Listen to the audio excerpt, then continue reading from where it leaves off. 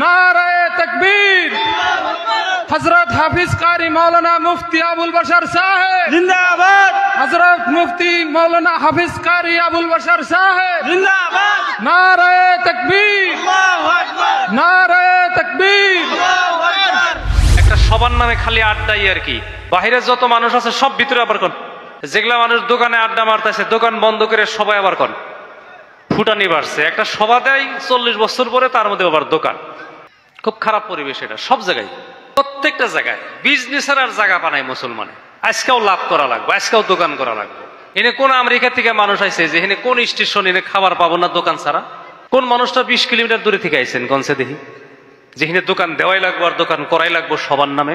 পরিবেশটা ভালো হয় না খারাপ হয়ে যায়, ঘুরে দেখে হেনছে দোকান টোকান বন্ধ করা লাগবে। দেশের জিনিস স্বভাব দোকান বন্ধ, 1 নম্বরে।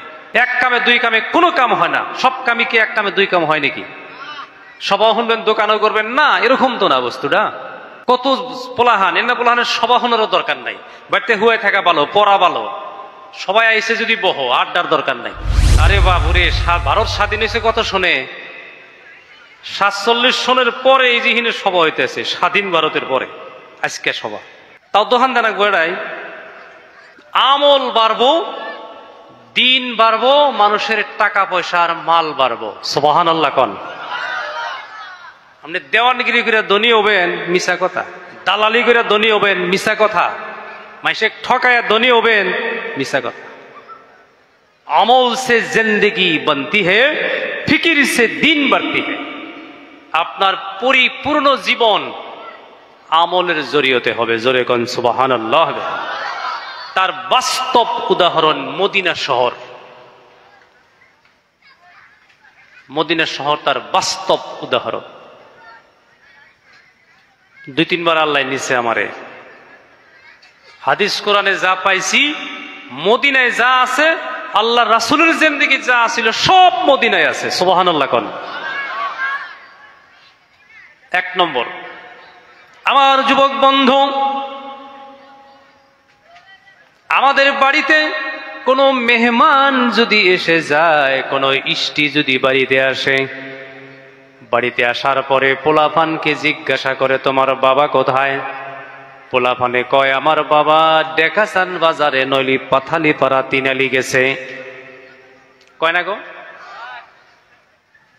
আমার যুবক বন্ধু, ওই বাচ্চাকে যদি ওই মেহমান বা ওই আলহী ওই ইষ্টিয়ে যদি জিজ্ঞাসা করে কখন আসবে, আমাদের পোলাপানে নিশ্চিত বলবে আমরা জানি না, জানি না। ঠিক না?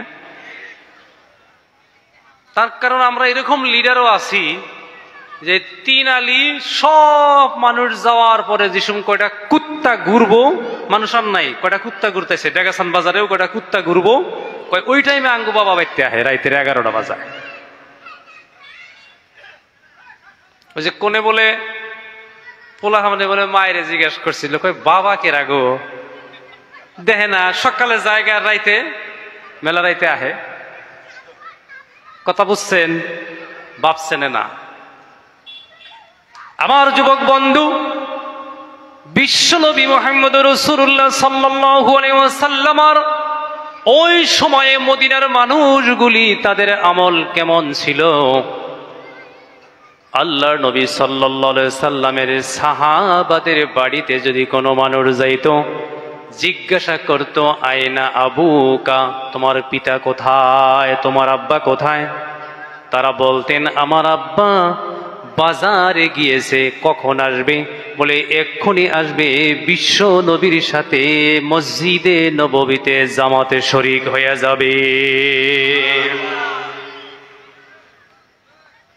পার্থক্যটা দেখেন, সাহাবা আর আমাদের মধ্যে 2টা পার্থক্য। কয়টা পার্থক্য? 2টা। 1 নম্বর পার্থক্য হলো সাহাবারা গুনাহ করে নাই, নিষ্পাপ ছিল।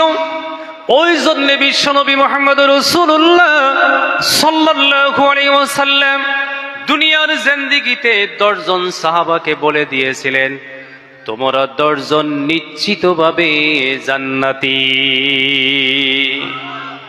এরা আশারায়ে মুবাশশারা, সুসংবাদ প্রাপ্ত, জান্নাতের সুসংবাদ প্রাপ্ত সাহাবা।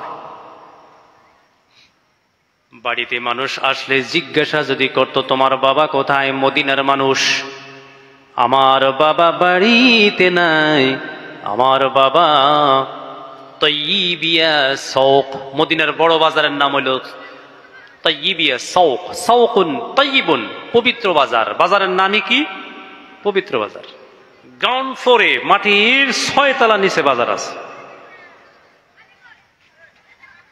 মাটির নিচে এই প্রথম তলায় বাস গাড়ি, তার তলের তলায় ছোট গাড়ি, তার তলের তলায় অন্য বস্তু, একদম গ্রাউন্ড ফ্লোরে, একদম আন্ডারগ্রাউন্ডের মধ্যে বাজার। আমার যুবক বন্ধু জিজ্ঞাসা করতো, তোমার আব্বা কোথায়? বলে আমার আব্বা বাজারে গিয়েছে। কখন আসবে? বলে এক্ষুনি আসবে, কারণ হযরতে বিলাল মসজিদে নববীতে আজান দিবে। বিলালের আজানের পরে আমার আব্বা বিশ্ব নবীর ইমামতিতে নবীর সঙ্গে জামাতে নামাজ আদায় করবে। তার মানে সাহাবারাও বাজারে গেছে। সাহাবারাও কথা কন একটু, সাহাবারাও কোনে গেছে? বাজারে গেছে। থাকছে কত টাইম? যত সময় জরুরত পুরা হব বাস বাজারে আসবো। বাজারে থেকে বাজার করে আইসা আল্লাহ রাসূলের সাথে নামাজ পড়া লাগবো, আদায় করা লাগবো নামাজ, জামাত কামাই দেওয়া যাবো না। আমার হাবা কন। আমার যুবক বন্ধু ও মুরব্বী বাবাজিরা, বিশ্বনবী মুহাম্মদ রাসূলুল্লাহ সাল্লাল্লাহু আলাইহি সাল্লামের সাহাবাদের বাড়িতে কোনো মেহমান যদি এসে যাইতো, মেহমান এসে বলতো, তোমার আব্বা কোথায়? বলে আমার আব্বা বিশ্বনবীর সঙ্গে মসজিদে গিয়েছেন, মসজিদে নববীতে। বলে মসজিদ থেকে তোমার বাবা কখন বাড়িতে আসবে? সাহাবাদের ছেলে মেয়েরা বলতো, বাবা মসজিদে গেলে কখন আসবো ওইটা আমরা জানি না, জানি না। মারহাবা কন, মারহাবা।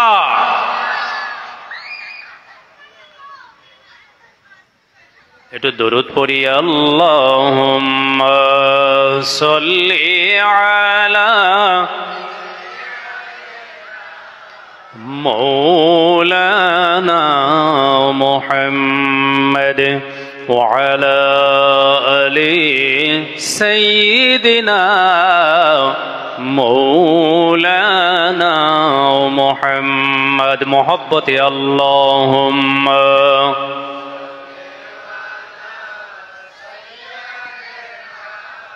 مولانا محمد وعلى آل سيدنا مولانا محمد। এই কেদারা বহ, 1 ঘন্টা বয়ান, বেশি লম্বা হবো না। বয়ে পড়ো আর খালি জায়গা মাইরা বয়ে পড়ো। আমার যুবক বন্ধু কথা ছিল, সাহাবাদের ছেলে মেয়েকে জিজ্ঞাসা করতো, তোমার আব্বা কোথায়?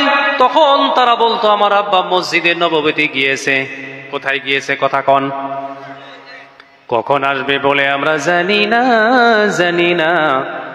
আমার আব্বা কখনো বা যখন তাহাজ্জুদের আজান হয়ে যায়, হযরতে বিলাল মসজিদে নববীতে তাহাজ্জুদের আজান দিয়ে দেয়। আমার আব্বা তাহাজ্জুদের সময় উঠে বিলালের আজানের আওয়াজ পাইলে দৌড়াইয়া মসজিদে নববীতে চলে যায়। কখনো কখনো আমার আব্বা একবারে এশার নামাজের পরে বাড়িতে ফিরে। আল্লাহু আকবার কোন, আল্লাহু আকবার। এখন একজনে প্রশ্ন করতে পারে, নবীজি তাহাজ্জুদের সময় মসজিদে নববীতে গেলেন, এশার নামাজের টাইমে সাহাবারাও গেল, এশার নামাজ পইরা তারপরে বাড়িতে আসে। এদের কি সংসার ছিল না? এদের কি খাওয়া পড়ার দরকার পড়তো না? এদের কি পেট নাই? এই প্রশ্ন মানুষে করতে পারে কিনা কথা কন। আমার যুবক বন্ধু, বিশ্বনবী মুহাম্মদ রাসূলুল্লাহ সাল্লাল্লাহু আলাইহি ওয়াসাল্লাম গোটা পৃথিবীবাসীর জন্য আল্লাহর নবী সাল্লাল্লাহু আলাইহি সাল্লাম ছিলেন রূহানি খোরাক। জোরে কোন মারহাবা। যে নবীর চেহারার দিকে তাকাইলে ক্ষুধার্ত সাহাবাদের পেট ভইরা যাইত।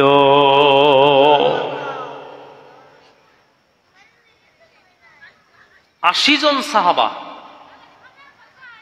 হাদিস শরীফে আসছে, শামাইলে তিরমিজির মধ্যে এই হাদিস আসছে। 80 জন সাহাবা কিবা তো 70 জন।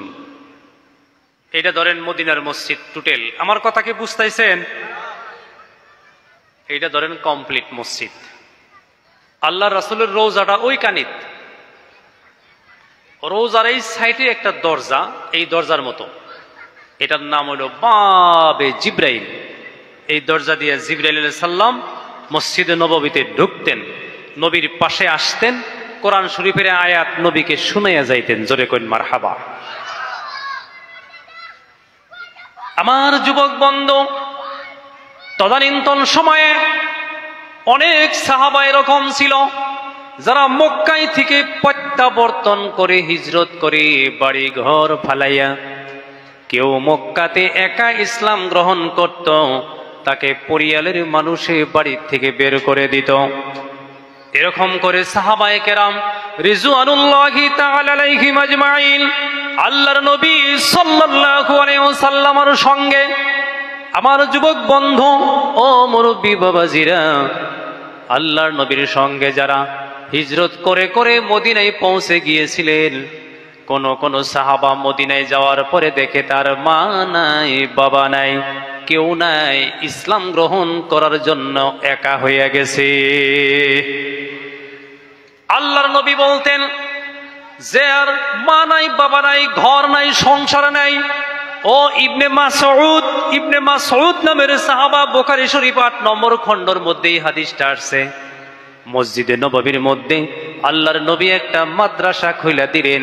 ওই মাদ্রাসার মধ্যে যাদের ঘর নাই, দুয়ার নাই, তারা ওই মাদ্রাসার ছাত্র হিসাবে নাম ভর্তি করতেন। জোরে কোন সুবহানাল্লাহ। একজন দুইজন করে করে নাম ভর্তি করতে করতে আসহাবে সুফফার মধ্যে 80 জন সাহাবার নাম ভর্তি হয়ে গেল। কয়জন? কথা কন। একজন দুইজন নয়, 80 জন সাহাবার নাম ভর্তি করা হলো।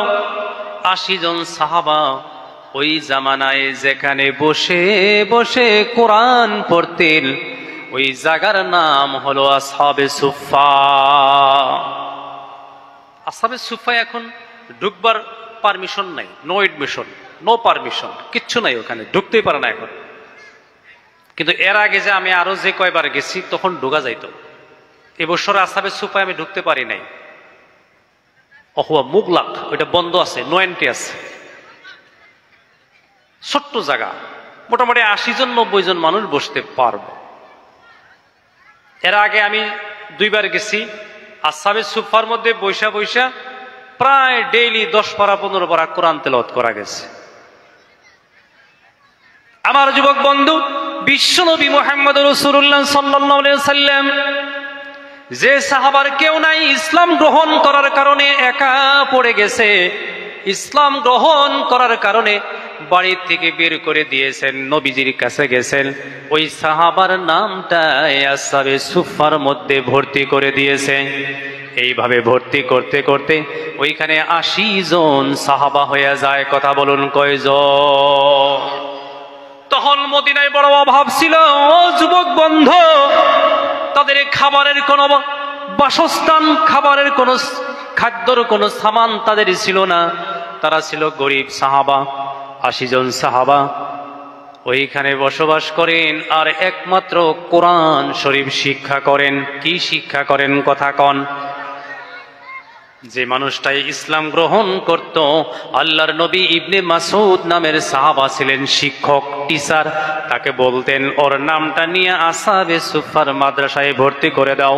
ইসলাম গ্রহণ করার পরের কাম হলো তারে কোরআনের শিক্ষা দাও।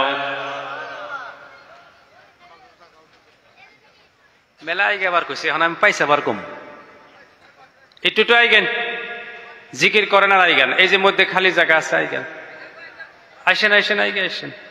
ব্যক্তি তো আঙ্গের দেশের মানুষই, তা উদ্দেশ্য পাইতেছেন না। ওই যে কেরা কেরা খোড়ার হাতে এলান দিছেন, আপনি খোড়ার হাতে থাকেন, আপনারা হানাকবো না, বাকি দিয়ে আহেন। খোড়ার হাতে যেটি আছেন ওটি খোড়ার হাতেই থাকেন, বাকি মানুষটি আহেন জিকির করি সুবহানাল্লাহ আলহামদুলিল্লাহ।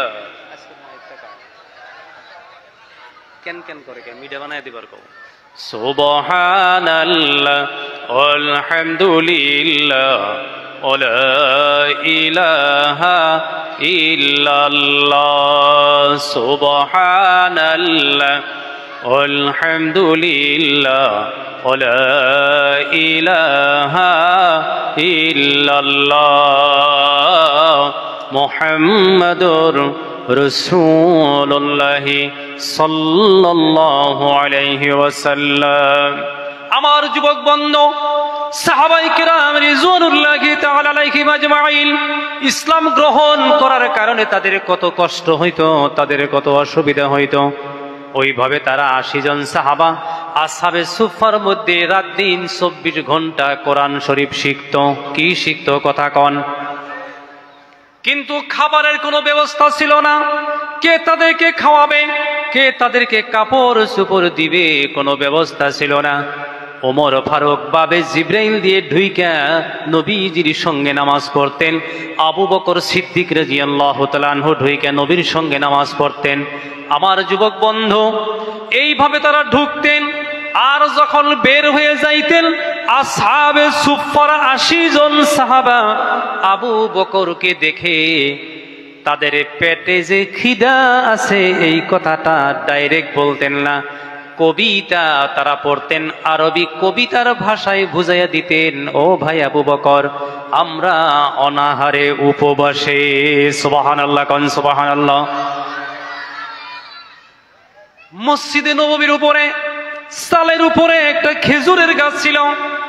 বিশ্বনবীর জামানায় একটা মাত্র খেজুরের গাছ মসজিদে নববীর সালের উপরে। ওই খেজুরের গাছটার মধ্যে খেজুর ছিল। দিনের বেলায় যখন হালকা হালকা বাতাস উঠত, একটা দুইটা করে খেজুর জোরে জোরে ডাল থেকে গাছ থেকে পড়ত। ওই আসহাবে সুফার সাহাবারা পেটের ক্ষুধার কারণে দৌড়াইয়া যাইয়া একটা দুইটা করে খেজুর আনতো। একটা দুইটা করে খেজুর ভাগ করে 80 জন সাহাবায়ে খাইত।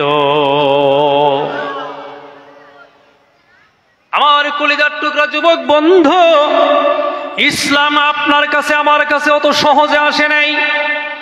সাহাবায়ে কেরাম রিজওয়ানুল্লাহি তাআলা আলাইহিম আজমাইন পেটের ক্ষুধার তাড়নায় রাতে ঘুম আসতো না। পেটে ক্ষুধা থাকলে কি ঘুম ধরে? ঘুম আসতো না।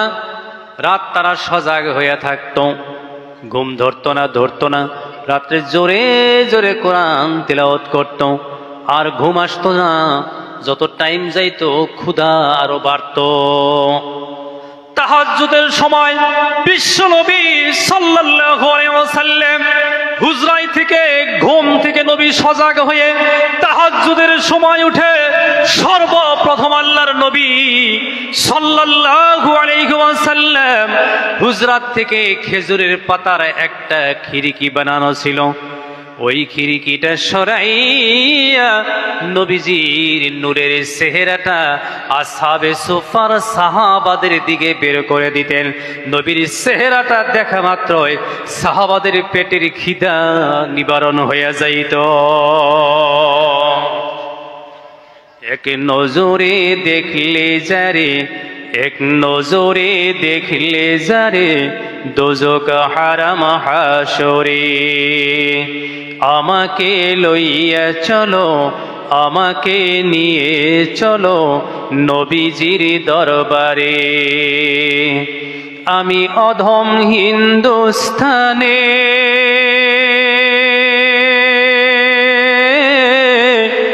তুমি নবী মদিনাতে।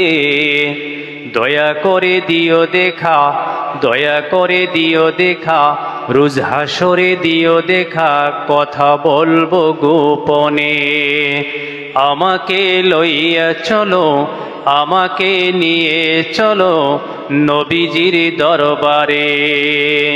আমার মুরব্বিগণ, ও যুবক বন্ধু, বিশ্ব নবী মুহাম্মদ রাসূলুল্লাহ সাল্লাল্লাহু আলাইহি ওয়াসাল্লাম তাহাজ্জুদের নামাজে উঠতেন। নামাজে ওঠার পরে নবীজি সাল্লাল্লাহু আলাইহি সাল্লাম সর্বপ্রথম নামাজে দাঁড়াইবার আগে নবীজি সাহাবাদের দিকে তাকায়া দেখতেন। নবীও জানতেন আমার এই ৮০ জন সাহাবা পেটে ক্ষুধা নিয়ে ঘুমাইয়া গেছে।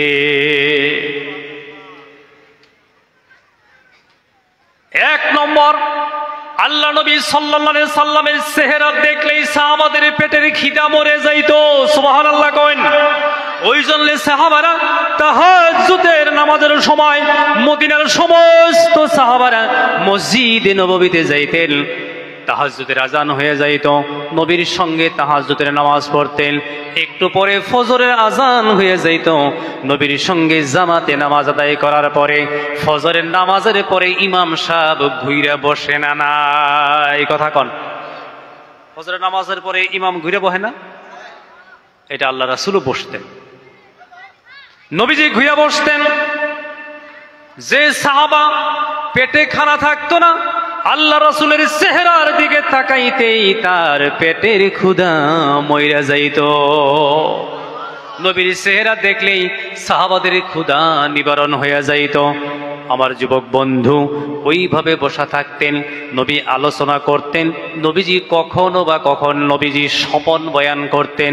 সাহাবারা তোমরা কি দেখছাও, আমি কি দেখেছি, আলোচনা বিলোচনা করতে করতে নবীর দরবারে বসলে সাহাবারা বিবি বাল বাচ্চার কথা ভুলে যাইতো। আল্লাহু আকবার বলেন। আল্লাহর নবী সাল্লাল্লাহু আলাইহি সাল্লাম বসে বসে সাহাবাদের সঙ্গে কথা বলতে বলতে নবীজির দিকে তাকায়া থাকতে থাকতে হযরতে বিলাল জোহরের আজান দিয়া দিত। সাহাবারা টের পাইতো না। মারহাবা কোন, এটা জিকির করি লা ইলাহা ইল্লাল্লাহ, জোরে জোরে লা ইলাহা লা ইলাহা ইল্লাল্লাহ লা ইলাহা লা ইলাহা ইল্লাল্লাহ সুবহানাল্লাহ আলহামদুলিল্লাহ লা ইলাহা ইল্লাল্লাহ মুহাম্মাদুর রাসূলুল্লাহ সাল্লাল্লাহু আলাইহি ওয়াসাল্লাম। আমার যুবক বন্ধু, আমার কথা ছিল সাহাবায়ে কেরাম রিজওয়ানুল্লাহি তাআলা আলাইহিম আজমাইন তাহাজ্জুদের নামাজে মসজিদে নববীতে গিয়ে নবীর সঙ্গে জামাতে শরীক হয়ে যাইত। ফজরের নামাজ পড়ে রাসূলের সাথে বসে কথা বলতে বলতে জোহরের আজান হয়ে যাইত। সাহাবারা টের পাইত না, কারণ রাসূলের সামনে বসলেই পেটের ক্ষুধা নিবারণ হয়ে যাইত। জোহরের আজান দিয়ে দিত। কখনো কখনো জোহর পড়া সাহাবারা আবার বসতেন, রাসূলের সাথে কথা বলতে বলতে আসরের আজান দিয়া দিত। আসরের জামাত পড়তেন, মাগরিব পড়তেন, এশা পড়তেন। এরপরে নবী বলতেন যাও তোমরা এখন বাড়িতে চলে যাও। সুবহানাল্লাহ। এক সাহাবার নাম ছিল যায়েদ রাদিয়াল্লাহু তাআলা আনহু। কি নাম কইলাম? কষ্ট হইতেছে কি? লম্বা হবো না সভা, 2টা বাজায় দোয়া করে দিন। আছেন তো?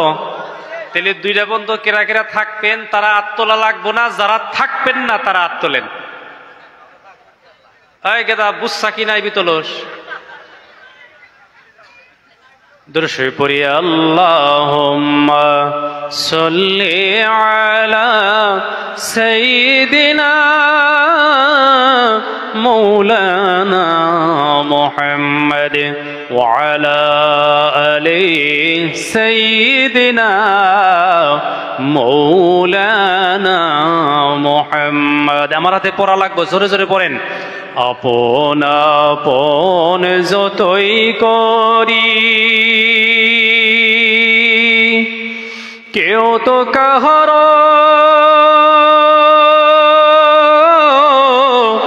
আপন নয়, সবারই চাইতে যিনি আপন তিনি সোনার মদিনায় আল্লাহুম্মা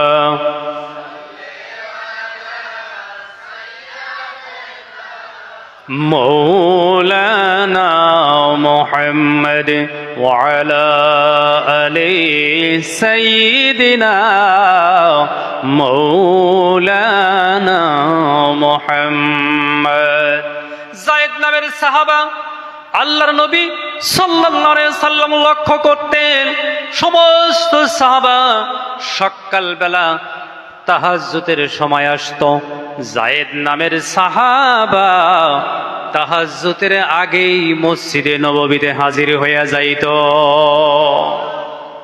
নবী কয়েকদিন দেখলেন সবের আগে আহে আর সব সাহাবা এশার পরে যাওয়ার পরে সবার পরে উনি যায় নবী প্রশ্ন করলেন যায়েদ তোমার কি বিবি বাল বাচ্চা নাই তোমার কি ঘর নাই তোমার কি বাড়ি নাই ও যায়েদ তুমি কেন এত আগে আসো আর সকলের পরে কেন যাও যায়েদ নামের সাহাবা বলতেছেন ইয়া রাসূলুল্লাহ ইয়া হাবিবাল্লাহ ও আল্লাহর নবী ও আল্লাহর পয়গম্বর নবী গো আসমানের নিচে জমিনের উপরে গোটা পৃথিবীর ভিতরে আমি সিদ্ধান্ত নিয়েছি আপনার চেহারাটা সর্বশেষ আমি মসজিদে নববী থেকে বের হয়ে যাব আপনার নুরানি চেহারাটা আমি দেখে যাব ও আল্লাহর পয়গম্বর আপনার চেহারাটা দেখার পরে বাড়িতে চলে যাই বাড়িতে গিয়ে দেখি আমার বিবি বাল বাচ্চা ঘুমাইয়া গেছে আপনার চেহারা দেখার পরে ঘুমাইবার আগে আর আমি কারো চেহারা দেখি না ইয়া রাসূলুল্লাহ ইয়া হাবিবাল্লাহ আর ঘুম থেকে সকলের আগে উঠে দৌড়ে আমি মসজিদে নববীতে এসে যাই ইয়া রাসূলুল্লাহ ঘুম থেকে উঠেই সর্বপ্রথম আমি আপনার চেহারাটাই দেখি মান রাআনি ফিল মুনাম ফাকাদ রাআনি ফাইন্না শাইতানা লা ইয়াতামাসসালু বি ইলা আখিরিল হাদিস আও কামা ক্বালা রাসূলুল্লাহ সাল্লাল্লাহু আলাইহি ওয়াসাল্লাম জোরে একবার বলুন মারহাবা বাস্তব না আজকের এই জমিনে আজকের এই সময়েও কোন মানুষ যদি নবীজিকে স্বপ্নে দেখে তার জন্যও জাহান্নামের আগুন অনাদি অনন্তকালের জন্য হারাম জোরে কোন সুবহানাল্লাহ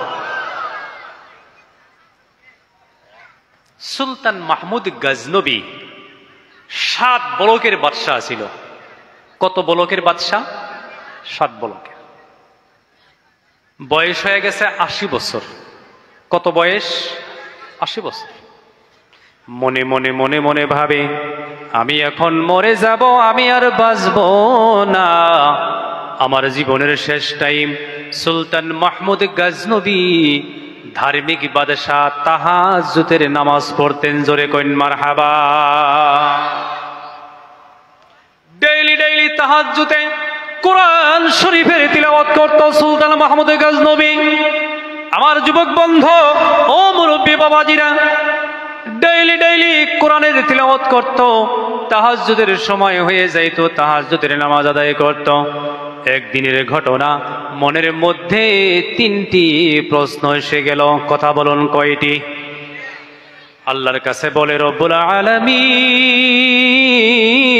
আল্লাহ আমি এখন মরে যাব আমি আর বাঁচবো না আমি আর বাঁচবো না আমার 80 বছর বয়স পার হয়ে গেল রব্বুল আলামিন আমি তো আর পৃথিবীতে বাঁচবো না আল্লাহ আমার মনের ভিতরে 3টি মাত্র আশা কথা বলুন কয়টি রব্বুল আলামিন আমার মনের ভিতরে মাত্র 3টি আশা এই 3টি আশা যদি পুরা হয়ে যাইতো এরপরে মরে গেলে আমার আর কোনো আফসোস থাকবে না 3টা আশা কথা বলেন কয়টা 3টা 1 নম্বরে আল্লাহ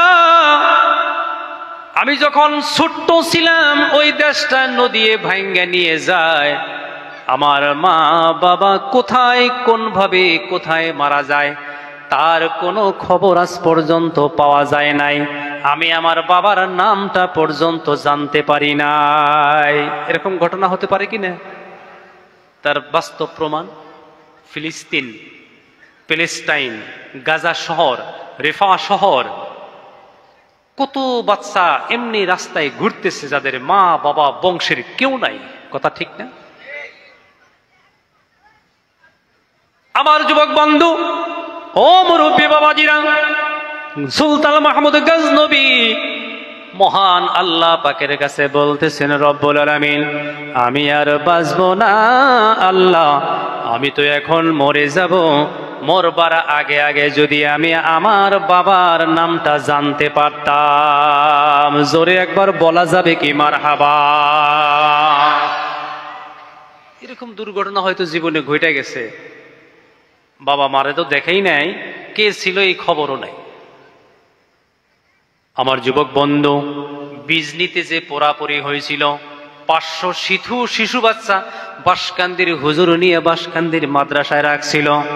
অনাথ এই আশ্রম এতিম বাচ্চাদের জন্য 500টা জায়গা শিবির ছিল বাসকান্দি মাদ্রাসায়। এই বাচ্চাগুলারও মা বাবা ছিল না।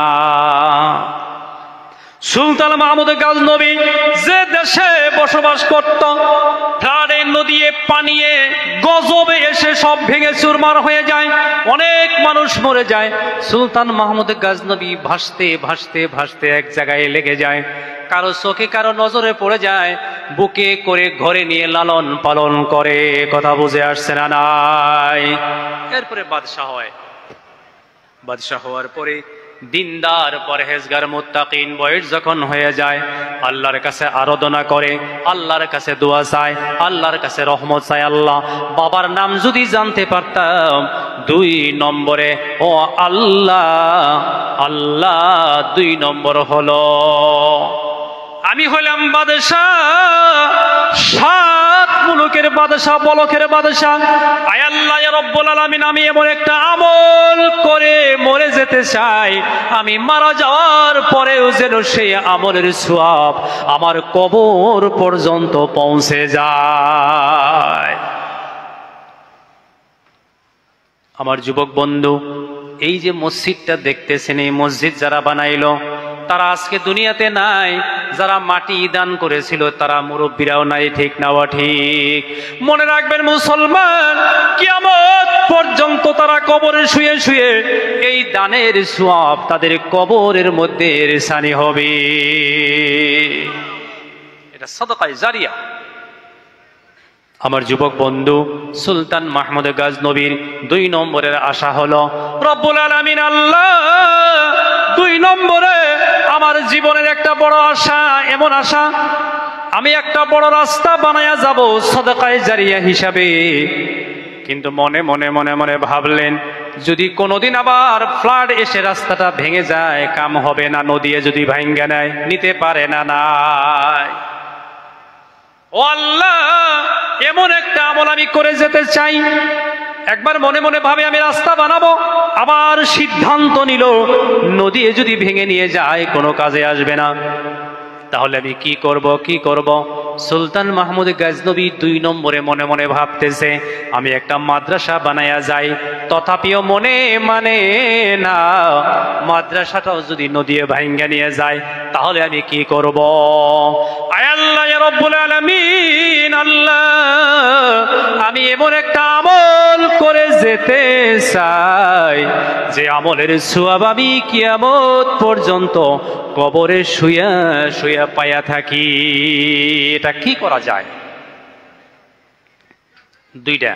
3 নম্বরের আশা হইল, রব্বুল আলামিন আল্লাহ আপনি আমাকে বাদশাহী দিয়েছিলেন, আয় আল্লাহ আমি এখন মরে যাব, আমার এখন 80 বছর বয়স পার হয়ে গেল। আল্লাহ মৌতের আগে আগে আমি যদি আখিরি জামানার নবীকে স্বপ্নে দেখতাম। আল্লাহু আকবার কর। যারে স্বপ্নে দেখলেই জাহান্নামের আগুন হারাম হয়ে যায়। কয়টা আশা? কথা কন। 3টা আশা। 3টা আশা মনের ভিতরে রাজ্য চালাইতেছে। একদিনের ঘটনা, ঘুম আসে না। যত চিন্তা বাড়বে ঘুম কমে যায়, বয়স যত বাড়ে ঘুম কমে যায়। কথা ঠিক না ঠিক? নানান চিন্তা ভাবনায় ঘেরাও করে। তখন মানুষের ঘুমটা কমে যায়। সুলতান মাহমুদ গজনবী ঘুম আসে না। একদিনের ঘটনা, গভীর রজনীতে রাজপ্রসাদের মধ্যে একা একা ঘুম আসে না। আমার যুবক বন্ধু, আমার মুরব্বী বাবাজিরা, যখন গভীর রাত হয়ে যায়, রাজপ্রসাদের একটা খিড়কি ছিল, সব মানুষ চলে গেল। একা একা একা একা রাজপ্রসাদের মধ্যে রাত গভীর হওয়ার কারণে দেশবাসী মানুষ সব বিদায় নিয়ে চলে যায়। একা আছে ঘরের মধ্যে। একটা খিড়কি ছিল, ওই খিড়কিটা একটু ভাঙ্গা ছিল, ঘরের পহরটা ভাঙ্গা দিয়ে বাহিরে পড়ে যায়। সুলতান মাহমুদ গজনবী ওই ভাঙ্গার মধ্যে নজর পড়ে গেছে, পহরটা যায় বাহিরে পড়ছে, দেখে ওইখানে একজন মানুষের মতো কে যেন বসে আছে। মনে মনে ভয় পাইল, রাজা মানুষ, বাদশাহ মানুষ, কোনো দুশ্মনও তো হতে পারে না গো, কোনো দুশ্মন আসলো কিনা। মনে মনে ভয় পাইয়া গেল। খিড়কির কাছে যায়, ওই খিড়কির ভাঙ্গা ওই ফাঁকা জায়গা দিয়ে নজর ভালো করে দেখে, কিন্তু ভালো করে অনুমান করা যায় না। খিড়কি খুলবে, ভয় পাওয়া যায় যদি কোনো দুশ্মন আক্রমণ করে। কথা বুঝে আসছে না নাই? আবার যুবক বন্ধু আবার বিছানায় গিয়ে বসে যায়। আবার বিছানায় গিয়ে বসে মনে মনে ভাবলো, কে আসলো, কে, আমার একটু দেখতে হবে ভালো করে। ওই যুগের মানুষ ঘর থেকে বের হতে হাতে একটা করে তরবারি নিয়ে বের হয়ে যাইত। পাহাড়া মানুষগুলা জঙ্গলের, ওই আপনার মেঘালয়ের মানুষগুলা হাতে দাও নিয়ে গড়ে গড়ে নানাই। ওই যুগের বাদশারা ঘর থেকে বার হইতে তাদের তরবারিটা হাতের মধ্যে থাকতো। সুলতান মাহমুদ গজনবীর বাদশাহী তরবারি ডান হাতের মধ্যে নিয়ে খিড়কির কাছে গেল। আমার যুবক বন্ধু, কিন্তু খিড়কির ফুটা দিয়ে ভাঙ্গা দিয়ে ভালো করে দেখা যায় না কে বা কাহারা সেখানে বসে আছে। ওই জন্য সুলতান মাহমুদ গজনবী দরজার দিকে এক কদম যায়, ভয় পায়, পিছনের দিকে আসে, আবার এক কদম যায়, আবার এক কদম পিছনে আসে। এইভাবে চিন্তা ভাবনা করতে করতে রাত যখন আরো গভীর হয়ে যায়, সুলতান মাহমুদ গজনবী সিদ্ধান্ত নিল, যেই কি না হোক, কোনো দুশ্মনও যদি হয়ে থাকে, আমি ঘরের দরওয়াজা খুলে তাকে আমি দেখে আসবো। জোরে বলুন মারহাবা। ডান হাতে তরবারি, কোন হাতে তরবারি? কথা বলুন, কথা বলুন। বাম হাত দিয়ে ঘরের দরওয়াজা খুলে এক কদম দুই কদম করে করে ওই খিড়কির কাছে চলে যায়। খিড়কির কাছে গিয়ে দেখে, আমি যারে কোনো সন্ত্রাস মনে করেছিলাম, আমি যারে কোনো দুশ্মন মনে করেছিলাম, ইনি তো দুশ্মন নয়, দুশ্মন নয়। ওইখানে গিয়ে দেখে একজন মাদ্রাসার ছাত্র, 8-9 বছরের ছাত্র, ওই ভাঙ্গা খিড়কির পহরে বসে বসে কোরআন পড়তেছে। সুলতান মাহমুদ গজনবী এই দৃশ্য দেখে হাত থেকে তরবারি মাটিতে পড়ে গেছে। আল্লাহু আকবার বলেন। সুলতান মাহমুদ গজনবী আল্লাহকে বলে, রব্বুল আলামিন, আমি এটা কি দৃশ্য দেখলাম আল্লাহ? আহারে, আমি যারে কোনো দুশ্মন মনে করলাম, খোদার কসম এ তো কোনো দুশ্মন নয়, মাদ্রাসার একজন তালিবুল ইলম। তরবারিটা পড়ে গেছে, শব্দ হয়েছে, বাচ্চাটা কোরআন পড়া বন্ধ করে ছায়া দেখে বাদশাহ নামদার। কোরআনটা বন্ধ করে এই ছোট্ট বাচ্চাটা বাদশার কাছে মাপ চায়, বাদশাহ নামদার, আমাকে মাফ করে দেন, আমার ভুল হয়ে গেছে, আপনার বিনা অনুমতিতে আমি রাজপ্রসাদের ভিতরে ঢুকে গেছি। আমার যুবক বন্ধু, বাদশাহ কথা বলে না। বাদশার মনে হইল অন্য জিনিস, কথা ঠিক না অঠিক। বাদশাহ কোনো কথা বলে না। এই ছোট্ট তালিবুল ইলম কোরআনটা বন্ধ করে বাদশার পা জড়াইয়া ধরল। বাদশাহ নামদার, আপনি আমাকে ক্ষমা করে দেন, আপনি আমাকে মাফ করে দেন, ভুল হয়ে গেছে, আপনার বিনা অনুমতিতে আমি রাজপ্রসাদের এই ভাঙ্গা খিড়কির পহরে বসে বসে কোরআন পড়তেছি, আপনার কাছে আমার অনুমতি নেওয়া হয় নাই, আপনি আমাকে ক্ষমা করে দেন। আমার কলিজার টুকরা যুবক বন্ধু, ইতিমধ্যে বাদশার 2 চোখ থেকে দর দর দর দর করে টপ টপ করে পানি পড়তেছে। বাদশাহ ওই তালিবুল ইলমটাকে হাত দিয়ে ধরে বুকের সাথে জড়াইয়া ধরেছে আর বলেছে, বাবা তোমার বাড়ি কোথায়? বলে বাদশাহ নামদার আমার বাড়ি এখান থেকে 10 মাইল দূরে। কয় মাইল? 10 মাইল। এখানে কেন? বলে বাদশাহ নামদার আমি একটা মাদ্রাসায় পড়াশোনা করি, আমার বাবা গরিব মানুষ, ঠেলা চালায়, আমি যে পড়াশোনা করি। একদিনের ঘটনা, আমি ঘরে গেলাম, সন্ধ্যার পরে ঘরে ঢুকে গেলাম, আমি পড়াশোনা করব, কিন্তু ঘরে গিয়ে দেখি বাতি নাই, ঘরে দেখি কেরাসিন তেলের কোনো ব্যবস্থা নাই। মনটা আমার খারাপ হয়ে যায় বাদশাহ নামদার। আমি কোরআনটা কাঁধে করে নিয়ে ঘর থেকে বের হয়ে যাই। আস্তে আস্তে আপনার রাজ দরবারের এই প্রহর আমার নজরে পড়ে যায়। বাদশাহ নামদার আমাকে ক্ষমা করে দেন, আপনার কাছে অনুমতি নিতে পারি নাই। বাদশাহ বলতেছে, বাবা কতদিন ধরে তুমি এখানে আসো? সুলতান মাহমুদ গাজনবীর কথার উত্তরে বাদশাহ বলে, বাদশাহ নামদার ওই কথা বলতে আমার কলিজাটা আরো ভয় পায়া যায়। বলে, বাবারে ও তালিবুল ইলম, নবীর মেহমান, কোনো ভয় নাই, কোনো চিন্তা নাই, তুমি নির্ভীক ভাবে কথাটা বলে দাও।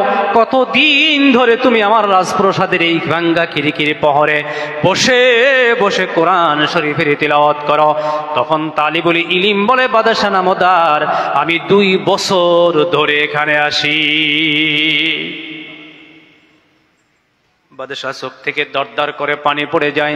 তালিবুল ইলমকে বুকের সাথে জড়াইয়া ধরে বলে, আহারে ও আল্লাহর নবীর মেহমান, তুমি তালিবুল ইলম, বলো তো দেখি আর কি কথা তোমার? বলে, বাদশাহ নামদার 2 বছর ধরে ডেইলি সন্ধ্যার পরে আমি আপনার এই রাজপ্রসাদের ভাঙ্গা খিড়কির প্রহরে বসে বসে কোরআন পড়তে আমার 10 সেবরা মুখস্থ হয়ে গেছে।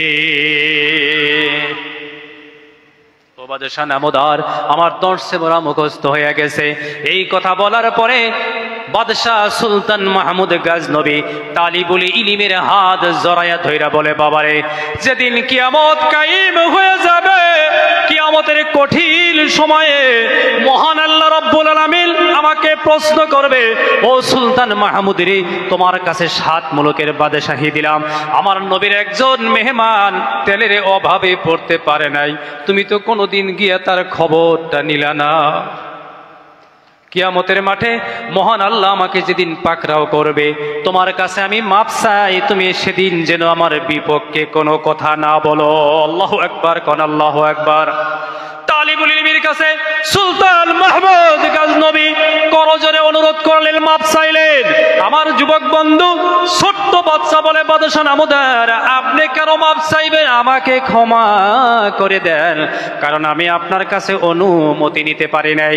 আমার কলিজার টুকরা যুবক বন্ধু ও মুরব্বী বাবাজিরা, তখন সুলতান মাহমুদ গাজনবী বাচ্চাটাকে বলে দিল, আজ থেকে আর তোমাকে এই ভাঙ্গা খিড়কির প্রহরে পড়তে হবে না। আল্লাহু আকবার বলেন। ও নবীর মেহমান, ও তালিবুল ইলম, আজ থেকে তোমাকে আর ভাঙ্গা খিড়কির প্রহরে কোরআন পড়তে হবে না। তুমি কোরআন পড়তে থাকো, তুমি বড় আলেম হবা, তোমার হাতে আরো আলেম তৈয়ার হব, তাদের হাতে আরো আলেম তৈয়ার হব, এই সিলসিলা কিয়ামত পর্যন্ত জারি হয়ে যাব। তুমি শুধু আমার কাছে বলো তুমি কি চাও, তুমি যা চাবা তোমার জন্য আমি তাই লিখে দিব। তালিবুল ইলম বলে, বাদশাহ নামদার আমি কিচ্ছু চাই না, আপনার কাছে কোনো টাকা চাই না, কোনো পয়সা চাই না, কোনো রাজত্ব না, কোনো বাদশাহী আমি চাই না। বাদশাহ নামদার শুধুমাত্র কেবলমাত্র আপনি আমাকে কোরআন পড়ার জন্যে ডেইলি এই ভাঙ্গা খিড়কির প্রহরে যেন আমি কোরআন পড়তে পারি, শুধুমাত্র এই অনুমতিটা আপনি আমাকে দিয়ে দেন। বাদশাহ বলেন, আরে বাবা এটা তো ছোট্ট জিনিস, বড় করে কোনো কিছু আমার কাছে চাও। বাদশাহ মানে না, ছাত্রই কিচ্ছু চায় না, খালি কয় আমারে কোরআন পড়ার অনুমতি দিয়ে দেন। জোরে জোরে বলুন মারহাবা। যারা যারা ঘুমাইছেন হাত তোলেন, মেলামাইসে ঘুম পারতাইছেন, তার মানে বাড়তে পোলানি কে কে করে ঘুম পারা হারে না, ইনে ঘুম পারতাইছে না ইসানে? হ্যাঁ, ইনি ট্যাপ জুড়ে দিয়ে ঘুম পারলে কাম হবো? কি কথা, কি বর্তা? এটা জিকির করি সুবহানাল্লাহ আলহামদুলিল্লাহ ওয়ালা ইলাহা ইল্লাল্লাহ, সুবহানাল্লাহ আলহামদুলিল্লাহ ওয়ালা ইলাহা ইল্লাল্লাহ মুহাম্মাদুর রাসূলুল্লাহ সাল্লাল্লাহু আলাইহি ওয়াসাল্লাম।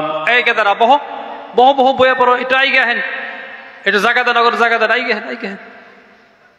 আল্লাহুম্মা সাল্লি আলা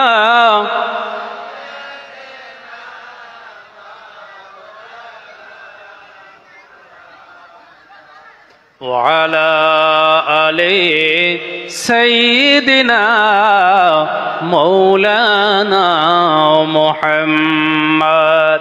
আমার যুবক বন্ধু, বাদশাহ নামদার বলতেছে এটা নয় তুমি বড় কিছু চাও, তালিবুল ইলম বলে বাদশাহ নামদার কিছু লাগবে না, শুধু ভাঙ্গা খিরিকিরি পহরে বসে বসে কোরআন পড়ার অনুমতি দিয়ে দেন। সুবহানাল্লাহ কান সুবহানাল্লাহ।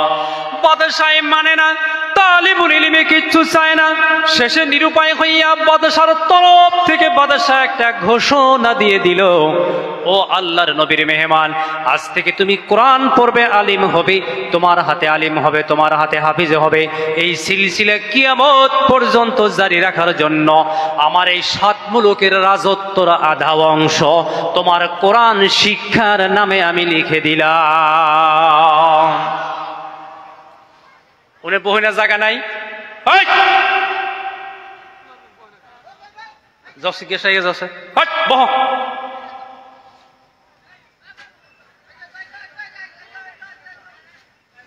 সামনে জায়গা আছে না, একটু আগে বহেন আপনারা।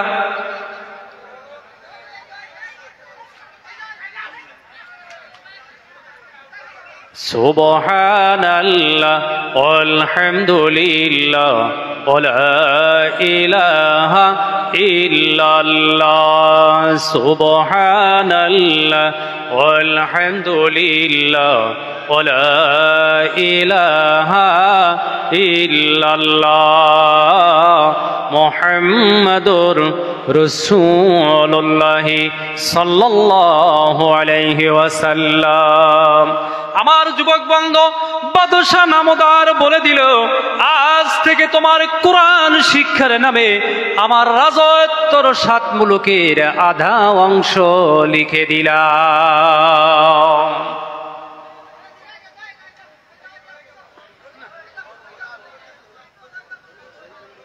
একটু একটু আগে আহেন, আপনারা সামনে থেকে একটু আগেন, কষ্ট করুন, পোলাহান আবনে অল্প অল্প অল্প অল্প আহেন, আহেন অল্প নড়া দেন, বেশি না, 4 ইঞ্চি করে আইগেন, 4 ইঞ্চি, বেশি নাকবো না, আহেন।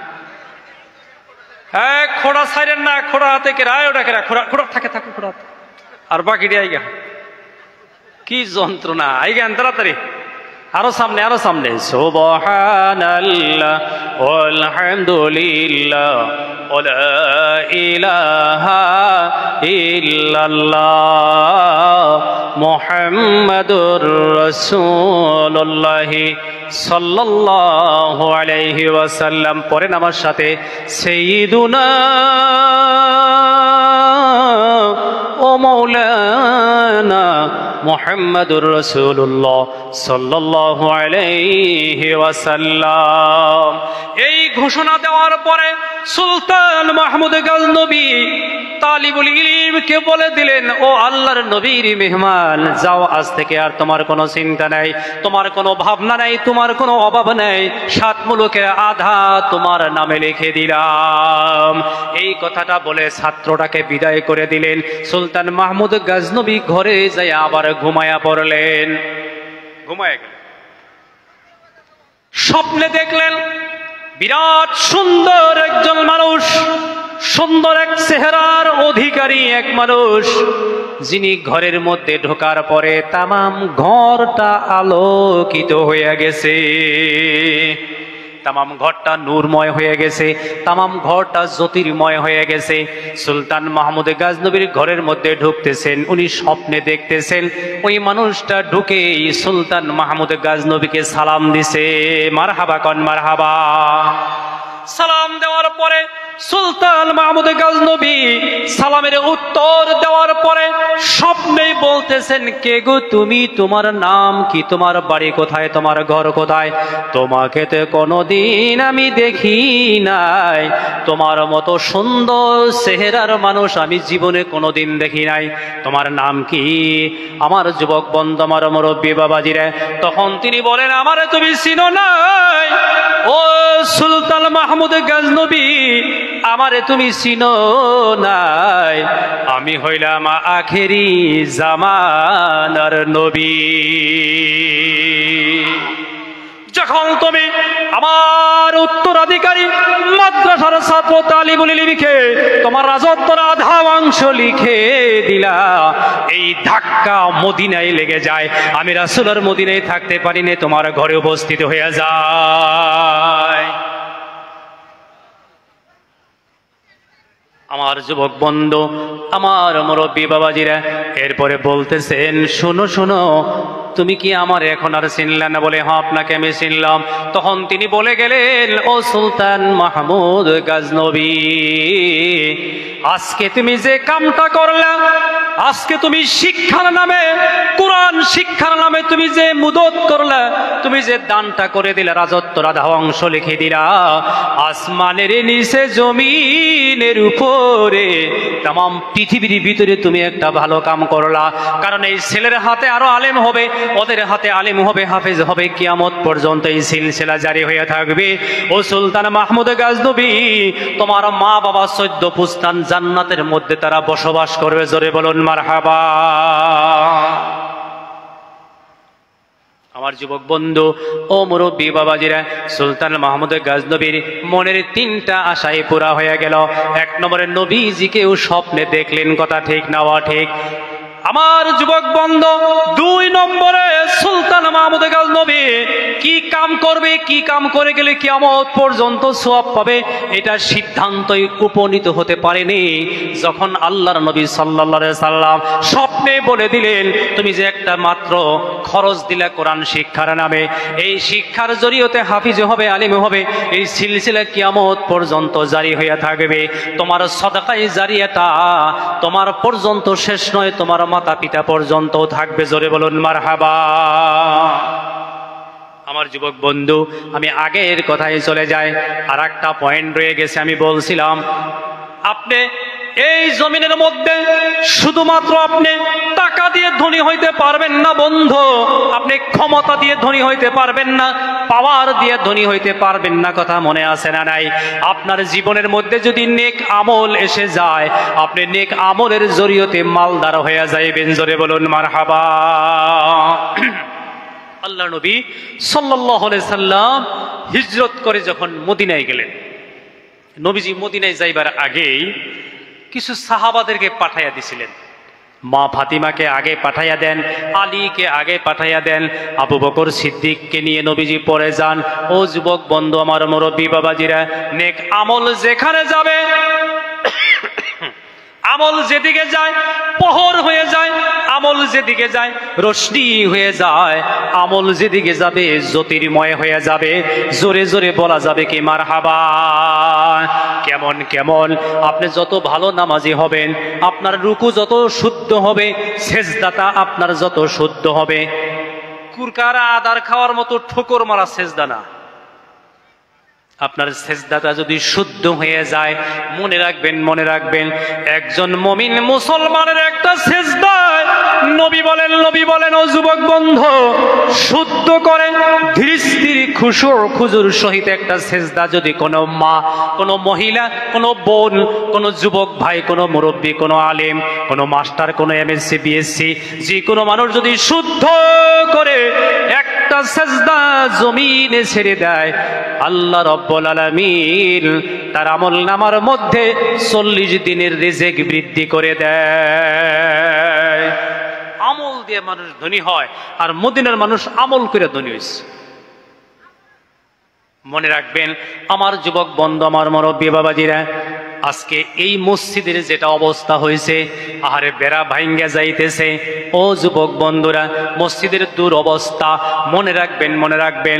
আজকে নয়, 1455 বছর আগে নবী বলে গেছেন, নবী সাহাবাদেরকে বলে গিয়েছিল, সাহাবারা আসমানের নিচে জমিনের উপরে কিয়ামত পর্যন্ত আমার যত উম্মত আসবে, এই উম্মতের প্রথম কাম এই পৃথিবীতে মসজিদ আবাদ করা। আল্লাহু আকবার, কোন আল্লাহু আকবার। আপনার গ্রামের মসজিদ যত সুন্দর হবে, মসজিদ যত আবাদ হবে, আপনার ঘর আল্লাহ আবাদ করে দিবে। মসজিদ আপনি সুন্দর করে সাজাবেন, আপনার অ্যাকাউন্ট আল্লাহ সাজাইয়া দিবে, আপনার খেতিবাতি আল্লাহ সাজাইয়া দিবে, আপনার সমস্ত বিজনেস আল্লাহ সাজাইয়া দিবে, আপনার চাকরি বাকরি আল্লাহ সাজাইয়া দিবে। তার জ্বলন্ত প্রমাণ মদিনার মানুষ। মারহাবা কোন মারহাবা। মদিনার মানুষ চাকরি ছাড়াই বাদশাহ, বিজনেস ছাড়াই বাদশাহ, কিচ্ছু করা লাগবে না, খালি ঘুমাবো, জীবনে খালি বাদশাহী আর বাদশাহী, বাদশাহী আর বাদশাহী। মারহাবা কবেন না? কেমনে, কিবা করে? আমার যুবক বন্ধু, বিশ্ব নবী মুহাম্মদ রাসূলুল্লাহ সাল্লাল্লাহু আলাইহি সাল্লাম নিজেই বলে গেছেন, তাম পৃথিবীর সমস্ত দেশের মানুষের চাইতে যে দেশের মানুষ আমি রাসূলকে বেশি সাহায্য করলো, তারা হইল মদিনার মানুষ। কেমন সাহায্য করেছিলেন? নবীর সঙ্গে হিজরত করে করে যত সাহাবা মদিনায় পৌঁছে যায়, আহারে কারো ঘর নাই, কেউ ইসলাম গ্রহণ করার কারণে তার বিবি আর তার সাথে আসে নাই। কথা বুঝে আসছে না? নাই। ইসলাম গ্রহণ করার কারণে ছেলে মেয়ে তার সাথে আসে নাই, একা একা নবীর সাথে আসতে হয়েছে। মদিনারা আনসারী সাহাবীরা ওই মক্কায় থেকে হিজরত করে মুহাজির সাহাবার জন্যে, যার দুইটা ঘর ছিল, একটা ঘর তার জন্য দান করে দিছে। ইসলাম, এর নাম ইসলাম। কারো বাড়িতে মদিনার কোন সাহাবার দুইটা খেজুর বাগান, আল্লাহর নবীর সঙ্গে মক্কায় থেকে হিজরত করে আসা সাহাবাকে একটা খেজুরের বাগান এমনিই দান করে দিয়েছে। আমার যুবক বন্ধু, আল্লাহর নবী হিজরত করে যখন মদিনায় গেলেন, মদিনায় যাওয়ার পরে সাহাবা যারা আগে গিয়েছিলেন তারা নবীজির কাছে আসলেন, দেখা করলেন। আয়েশা বলেন, ইয়া রাসূলুল্লাহ, মদিনায় থাকা যাবে না, থাকা যাবে না। কি হবো? মদিনায় এত ঘুমাইছেন, কথা কন, মদিনায় থাকা যাবে না। নবীজি বললেন, কেন কেন? বলে, ইয়া রাসূলুল্লাহ, এই আবহাওয়া আমাদের অ্যাডজাস্ট হয় না, এই আবহাওয়ায় আমরা থাকতে পারবো না, আমাদেরকে বিদায় করে দেন ইয়া রাসূলুল্লাহ, ইয়া হাবিবাল্লাহ, আমরা ঘুরে ঘুরে আবার মক্কা নগরীতে চলে যাব। নবী বললেন, কেন কেন? একজনে বলতেছেন, ইয়া রাসূলুল্লাহ, আমি মদিনায় আসার পরে কালো জ্বর হয়ে গেছে, আমার জ্বর ভালো হয় না। আর একজনে বলতেছেন, ইয়া রাসূলুল্লাহ, আমার পেট ফুলে গেছে। আর একজনে বলতেছেন, ইয়া রাসূলুল্লাহ, মদিনায় আসার পরে আমার চামড়া কালা হয়ে গেছে, মদিনায় থাকা যাবে না, থাকা যাবে না। কয়টা বেমার হয় মদিনায় গেলে? তখন কথা কন, কয়টা বেমার? এক নম্বরে পেট ফুলে যায়, দুই নম্বরে কালো হয়ে যায়, তিন নম্বরে জ্বর হয়। আল্লাহর নবীর সাহাবারা বললেন, ইয়া রাসূলুল্লাহ, ইয়া হাবিবাল্লাহ, আমরা আর মদিনায় থাকতে পারবো না। 2-3 দিন পার হয়ে গেল। মা ফাতিমা এসে বলেন, ইয়া রাসূলুল্লাহ, আমার প্রাণের বাবা নবী গো, মদিনায় থাকা যাবে না, কারণ মদিনায় থাকলে 3টা বেমার হয়ে যায়। কিছুদিন পার হয়ে গেল, আবু বকর সিদ্দিক রাদিয়াল্লাহু তাআলা আনহুর জ্বর হয়ে গেল। তখন মদিনার নাম মদিনা হয় নাই, মদিনার নাম ছিল ইয়াসরিব। আমার যুবক বন্ধু, আবহাওয়া এত খারাপ, এত খারাপ ছিল, মদিনায় ঢুকলেই 3টা বেমার হয়ে যাইত। কথা বলুন, কয়টা? আমার যুবক ভাইরা, ও মুরব্বী বাবাজিরা, বিশ্ব নবী মুহাম্মদুর রাসূলুল্লাহ সাল্লাল্লাহু আলাইহি সাল্লাম সাহাবাদের এই অভিযোগ শোনার পরে নবীজি সাহাবাদেরকে বললেন, বসে যাও, বসে যাও, বসে যাও, মদিনায় একটা বেমারও থাকবে না। মদিনায় থেকে 3টা বেমার বিদায় হয়ে যাবে। তোমরা আমার সাথে 1 নম্বরে আমল শুরু করে দাও। সুবহানাল্লাহ কইন। আমল করতে করতে করতে করতে ভালো ভালো আমল করতে করতে সাহাবাদেরকে সঙ্গে নিয়ে নবীজি দিনের মেহনত করতে করতে দাওয়াতে তবলিগের কাম চালু করতে করতে মানুষ নামাজি বানাইতে বানাইতে আমল করতে করতে করতে মদিনায় থেকে বেমার বিদায় হয়ে গেল। ওই জন্য নেক আমল যেদিকে যাবে আমার যুবক বন্ধুরা, ওই জায়গাটা রোশনি আর আলো হয়ে যাবে। জোরে জোরে বলুন মারহাবা। আমল একটা পাওয়ারফুল বস্তু। আজকে দুনিয়ায় আমরা সব চাইতে নির্যাতিত, সব চাইতে আমরা অবহেলিত, বঞ্চিত। আমাদেরকে কেউ ভালোবাসে না, কেউ গ্রহণ করবার চায় না। কথা ঠিক নেওয়া ঠিক। আপনি পৃথিবীর বাহিরে দেখতে হবে না আমার যুবক বন্ধু, America, German, Japan, Russia, Canada, Singapore, Chechnya, Bosnia, Somalia, এগুলা দেশ আপনি দেখতে হবে না। ও যুবক বন্ধু, যে দেশে আমরা থাকি, যে স্টেটে আমরা থাকি, যে আসামের জমিনে আমরা বসবাস করি, আমরা এই জাতিকে বাকি আসামের আর কোন জাতি এই হাতে নিবার চায় না। কথা ঠিক নেওয়া ঠিক। একটাই কারণ, একটাই কারণ, আমরা ভালো মুসলমান হতে পারি না, ভালো মুসলমান হতে পারি নাই। এই জন্যে আমাদের জীবনে এত দুরবস্থা। আল্লাহর আসমানের নিচে জমিনের উপরে বর্তমানে ওই পৃথিবীতে সব চাইতে বেশি ধনী যদি আছে মুসলমান আছে। জোরে কইন মারহাবা। তারা কেমন ধনী, কেমন ধনী, তারা জায়নামাজ থেকে উঠে না, তারা আল্লাহর দ্বীনের কাম ছাড়া অন্য কোনো কাম করে না। আমার যুবক বন্ধু, আমার মুরব্বী বাবাজিরা, তাদের জীবনে আমল আসার কারণে তাদেরকে আল্লাহ মালদার বানাইয়া দিয়েছে। জোরে জোরে বলুন মারহাবা। আমার কলিজার টুকরা যুবক বন্ধু, আমার কথা ছিল মসজিদে নববী খিদমত করতে করতে করতে করতে সাহাবাদের জন্য নবীজি ওই সময় মদিনায় বসে বসে দোয়া করতেছেন, আল্লাহর কাছে দোয়া করেছিলেন, আল্লাহ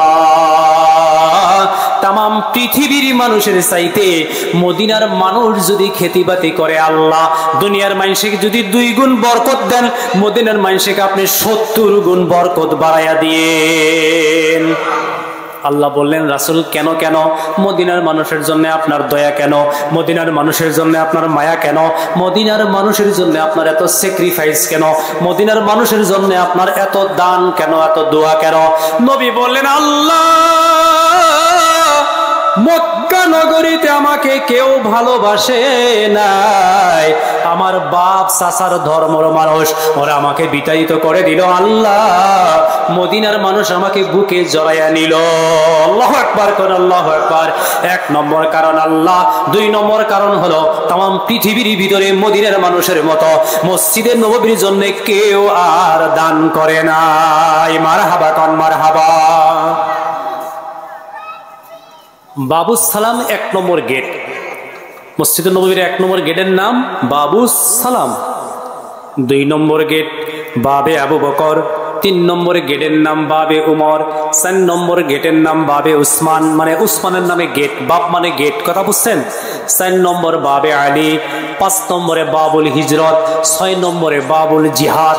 7 নম্বরে বাবে আবু, বাবে বিলাল। এরকম করে নামকরণ করা আছে। কথা বুঝে আসছে না নাই? বর্তমানে 1 নম্বরের গেট বাবুস সালাম। এই বাবুস সালামের মধ্যে একজন সাহাবার বাড়ি ছিল। একদিন নবী বললেন, মানুষ জাগা হয় না, এই বাবুস সালামে তোমার বাড়ি, ও সাহাবা শুনো, মসজিদে নববীতে জায়গা হয় না, মসজিদটা আমরা একটু বড় বানাবো। আমার যুবক বন্ধু, মসজিদটা আমরা একটু বড় বানাবো, তুমি তোমার ভিটি মাটিটা ছেড়ে দাও, ছেড়ে দাও। এই সাহাবা বললেন, ইয়া রাসূলুল্লাহ, আমি যদি ভিটি মাটি ছেড়ে দেই আমার তো আর জায়গা নাই, বাল বাচ্চা নিয়ে আমি কই থাকবো, আমার মা বাবা নিয়ে আমি কই থাকবো।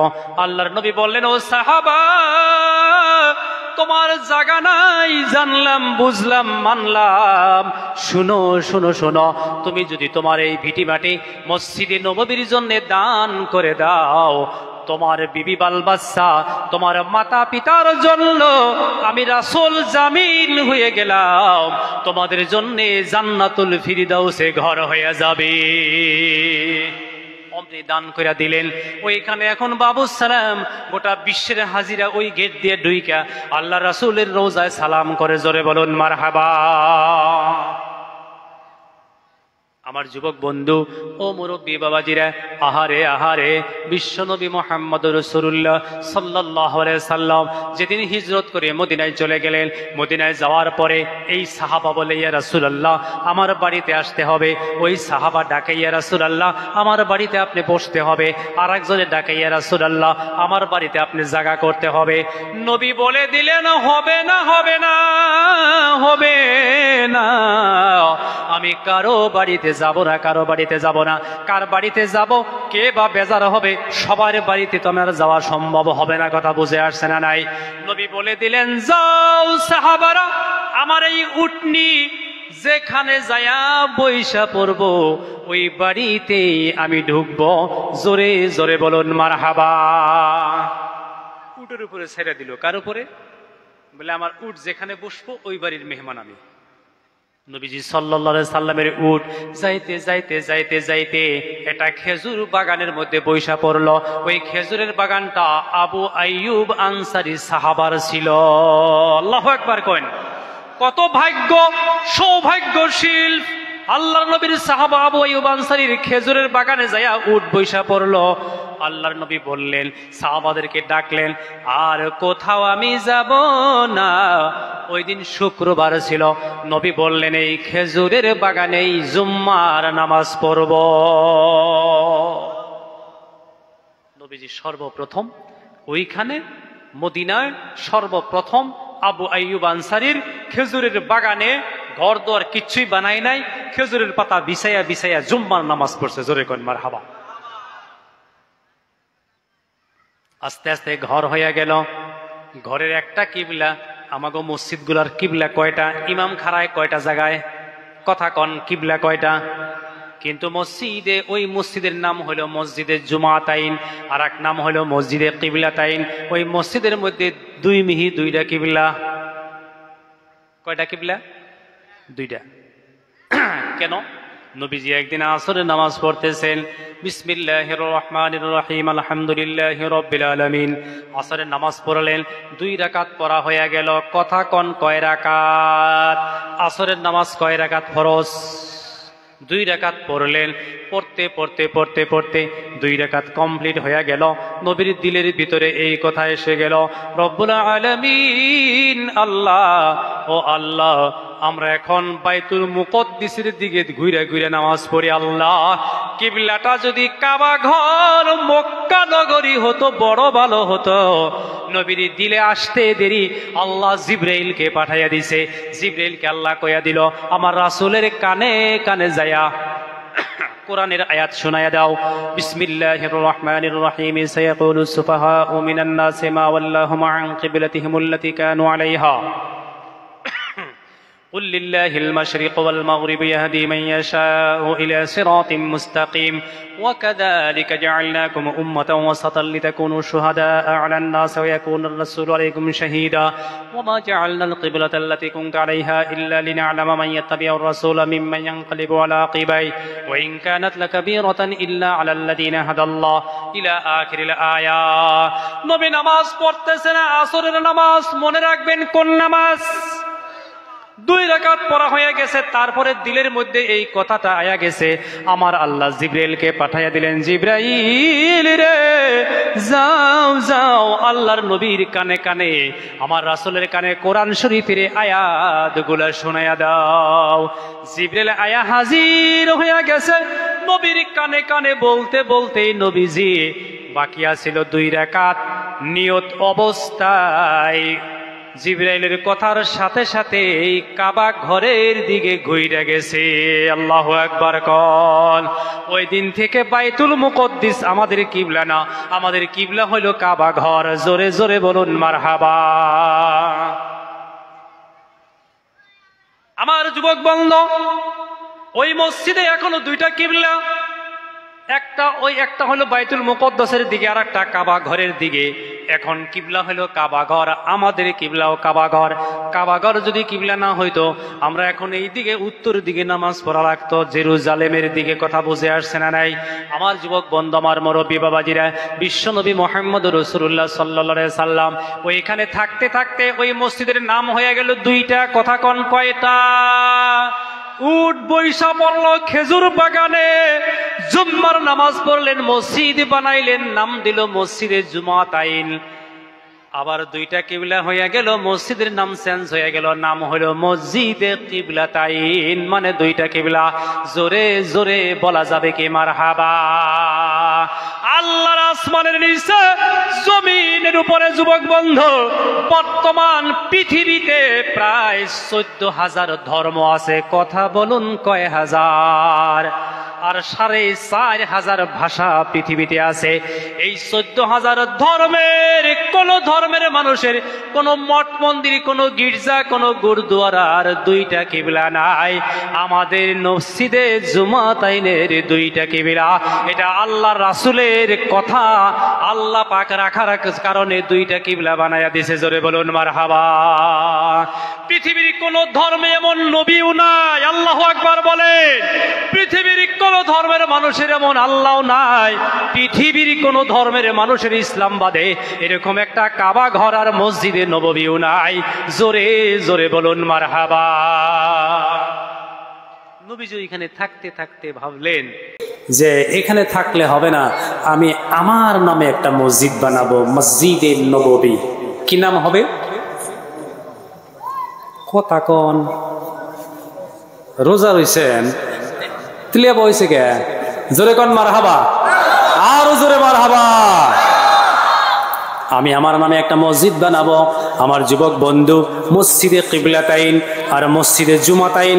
মসজিদে কিবলাতাইন থেকে মসজিদে নববী 4 মাইল দূরে। কথা বলুন কয় মাইল?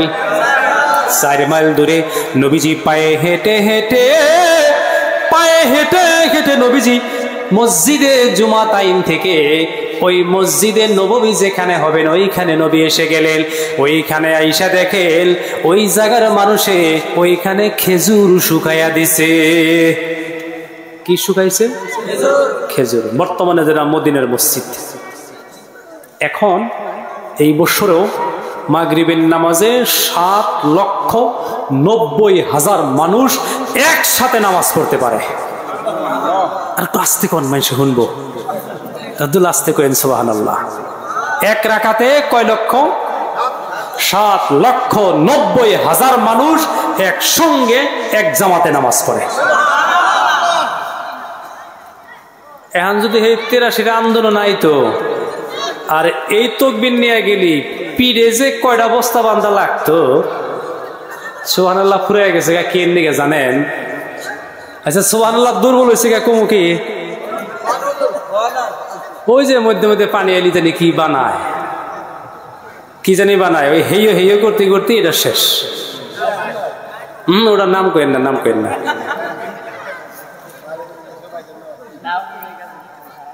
এটা জিকির করি লা ইলাহা ইল্লাল্লাহ, লা ইলাহা ইল্লাল্লাহ, লা ইলাহা ইল্লাল্লাহ। পানি খামু কি?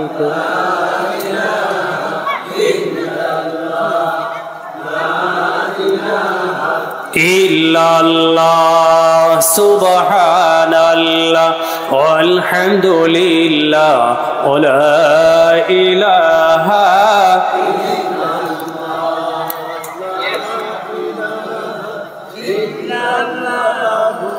লা ইলাহা ইল্লাল্লাহ মুহাম্মাদুর রাসূলুল্লাহ সাল্লাল্লাহু আলাইহি ওয়াসাল্লাম।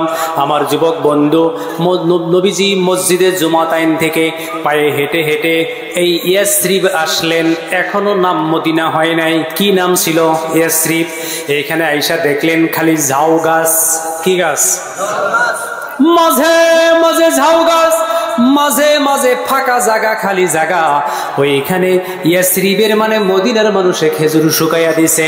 আল্লাহর নবী ওইখানে আসার পরে নবীজির পিছনে পিছনে অসংখ্য সাহাবা জমা হয়ে গেল। একটা মানুষ জমজমাট হয়ে গেল, বড় একটা মিটিং এর মতো হয়ে গেল। নবী বললেন, ও মদিনার মানুষ, এই জায়গাটা কার? এই জায়গায় আমি নবী একটা আমার নামে নামকরণ করে মসজিদে নববী বানাবো। জোরে জোরে বলুন মারহাবা। সাহাবারা বললেন, জি লাব্বাইক। সবাই স্বীকার করলেন। তখন নবীজি বললেন, মসজিদে নববীর জন্য 2 বিঘা মাটির দরকার, কে মাটি দান করবা? কয় বিঘা? কোন সাহাবা কোনো কথা বলে না। জাদ্রেল মানে বিশিষ্ট বিশিষ্ট সাহাবা ওই মজমার মধ্যে আছে, ধনী গরিব সব সাহাবা ওই মজমার মধ্যে আছে, কেউ কোনো কথা বলে না। হঠাৎ করে 2টা ছোট বাচ্চা দাঁড়াইয়া গেছে। লাব্বাইকা সাদাইকা ইয়া রাসূলুল্লাহ ইয়া হাবিবাল্লাহ, আমরা 2 ভাই মসজিদে নববীর জন্য 2 বিঘা মাটি দান করে দিলাম। এক ভাইয়ের নাম সহল, আর এক ভাইয়ের নাম সাহিল। একটার বছর বয়স হলো 8 বছর, আর একটার হলো 9 বছর। 2 ভাই, ওদের মা নাই বাবা নাই, ওরা ছিল মদিনার এতিম বাচ্চা।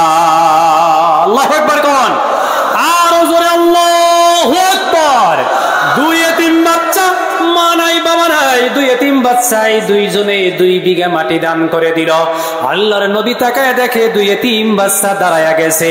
নবী বলতেছেন, না না, আমি এতিমের মাল নিব না। সূরা আনআম পারা নম্বর 8, তারপরের সূরা আরাফ।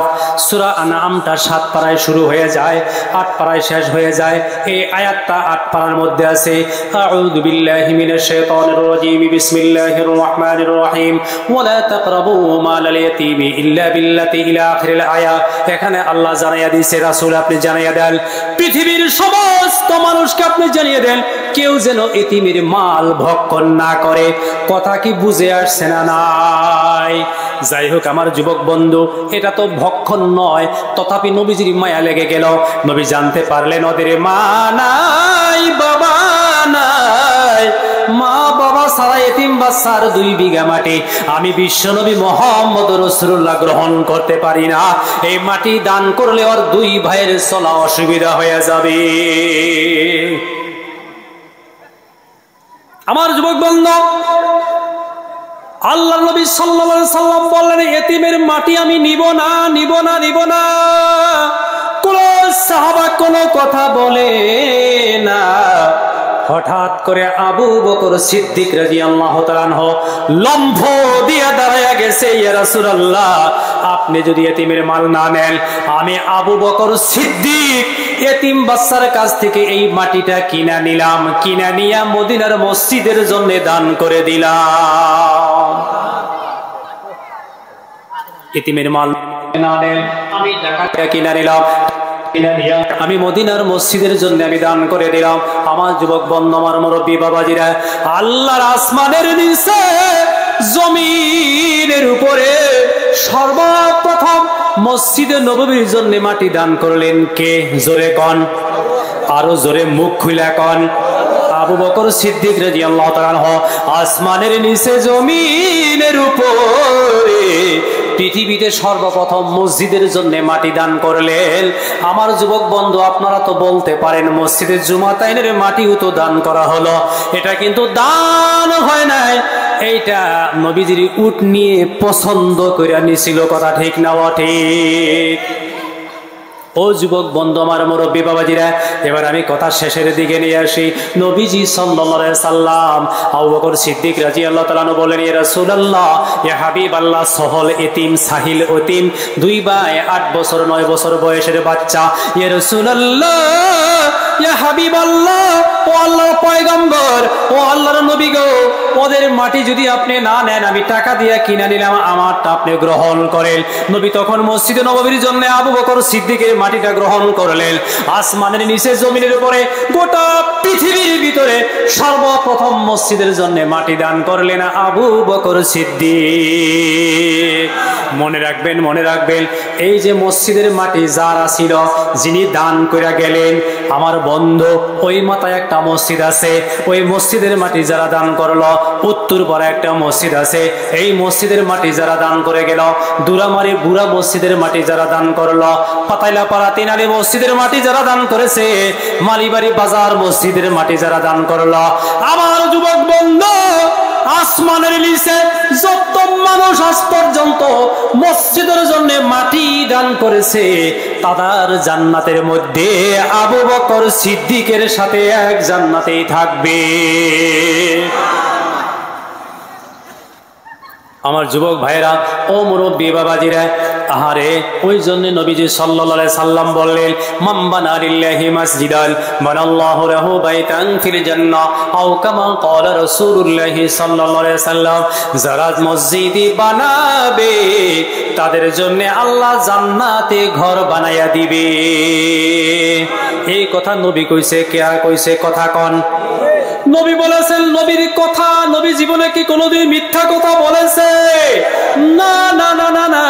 আপনি একিল করে বিশ্বাস করে আপনি যদি মসজিদ বানানোর মধ্যে শরীক হয়ে যান, আমার বন্ধু, মসজিদ বানানোর অর্থটা কিরকম, এই হাদিসের ব্যাখ্যাটা কিরকম?